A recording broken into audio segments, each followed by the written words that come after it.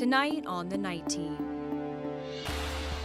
Severe weather rolling through our area, now on its way out. Chief Meteorologist Mallory Schnell is timing out when Kentuckiana will be in the clear. Plus, changes are coming to a part of Southern Parkway. West Woodlawn Avenue to Taylor Boulevard and New Cut Road, all part of the city's high injury network. Driving through, it gets dangerous sometimes. What changes business owners along this stretch want to see. And later, the Louisville FBI says thousands of kids are being targeted by online predators. Within a matter of an hour, this person was able to contact Eli and create a panic in him. Tonight, we're hearing from the parents of a 16-year-old who took his own life after falling victim. Their message and warning to other parents. Right now on the WHAS11 Night Team.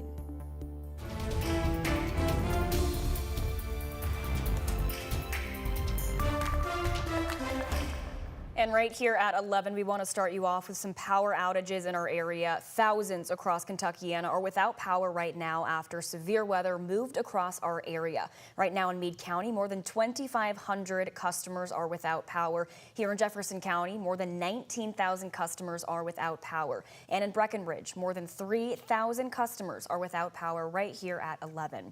And now heading into the overnight hours, some areas are still dealing with severe weather warnings. Thanks for joining us. I'm Alex Dieter. Chief Meteorologist Mallory Schnell has been tracking these storms all night and joins us now. And Mallory, we were wall to wall for a couple hours. Where do we stand right now with these storms? Hey there, Alex. The good news is the main line of this storm system, it is starting to make its way out of Kentuckiana. And with a storm system like this, you are most concerned with that leading edge. Basically, the area that's seeing all of the lightning, the heavy rainfall. This is where the strongest wind gusts are located, and it's where you can see those spin-up tornadoes. The reason why we had several tornado warnings that were issued over the last couple of hours here. Now, if I just put on the warnings here, well, we're going to take a look at storm reports first. You can see these storms did pack a punch. What you're looking at here, these are wind reports across the Louisville metro area. Hail reports were more so off to our west and northwest. And in terms of where we're still dealing with warnings, most of this is now out of the Kentuckiana viewing area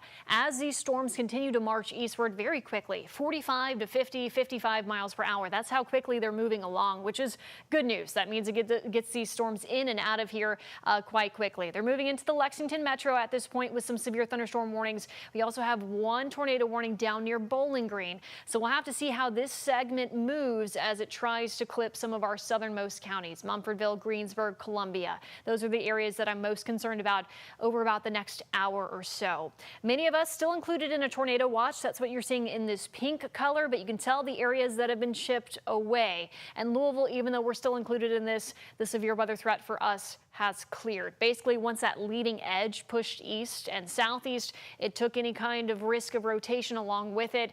And now we're just continuing to see some showers, maybe some rumbles of thunder out there. But the futurecast continuing to show this pushing off to the east and southeast over the next hour or two. And once that's out of here, we can all sleep soundly because this storm system will have moved out. That cold front pushes through, really cool things off and dries things out for our Monday. But in the meantime, we're going to keep this weather impact alert until 1 a.m., though I think most of us will be in the clear within the next hour or so. And of course, this is just a good reminder, as was the case tonight, make sure you have several ways to receive warnings. We'll talk much more about the extended forecast as we look ahead to the week ahead. That's coming up in just a bit. Alex. Thank you, Mallory. And now is the time to download the free WHAS11 app. It'll send you the latest notifications of any severe weather right to your phone. And if you were to lose power, we stream all of our newscasts so you can stay up to date. Now to other news, President Donald Trump said he would not rule out running for third term as president. In an interview with NBC today, the president gave the clearest indication yet that he is considering ways to breach the constitutional barrier, limiting presidents to 2 terms. Trump doubled down on his claim later while speaking with reporters on Air Force One from Florida, saying he's been asked by many people to seek a third term. The 22nd Amendment, which was added to the Constitution in 1951, says says no person shall be elected to the office of the president more than twice. It comes as Trump gears up for major tariffs to go into effect against some of the United States' closest allies. That includes Canada and Mexico. President Trump is hoping it'll boost American manufacturing, but economists remain skeptical. It's just very hard to find things that are solely produced in the United States, and even those car makers that are most insulated from tariffs do get some kind of parts from abroad or steel that is going to increase the cost of that vehicle.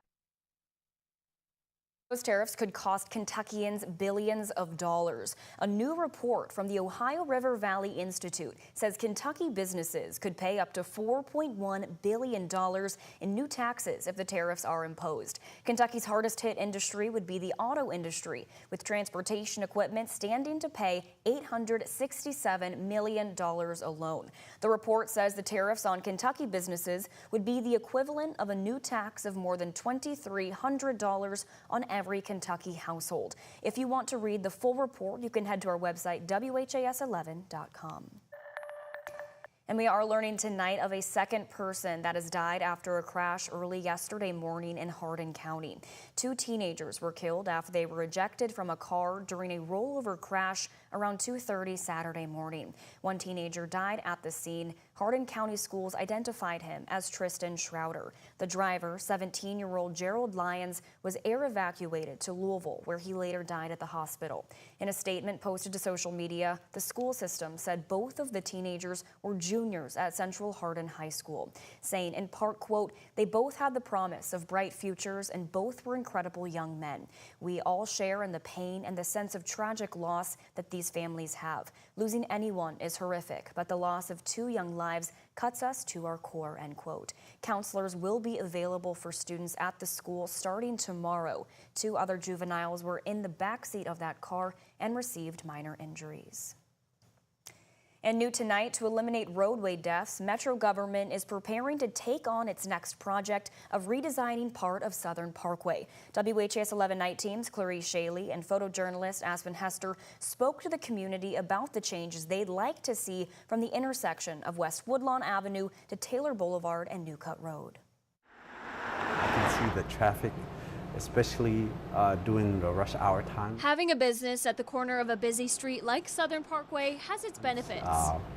People, especially at this light, a lot of people don't have patience. But Nagad Cafe co-owner Mohammed Aiden sees the drawbacks on safety. I think it was the beginning of last week. There was an accident right close by the school. This Olmsted-designed portion of Southern Parkway in Beachmont is a part of Louisville's high-injury network.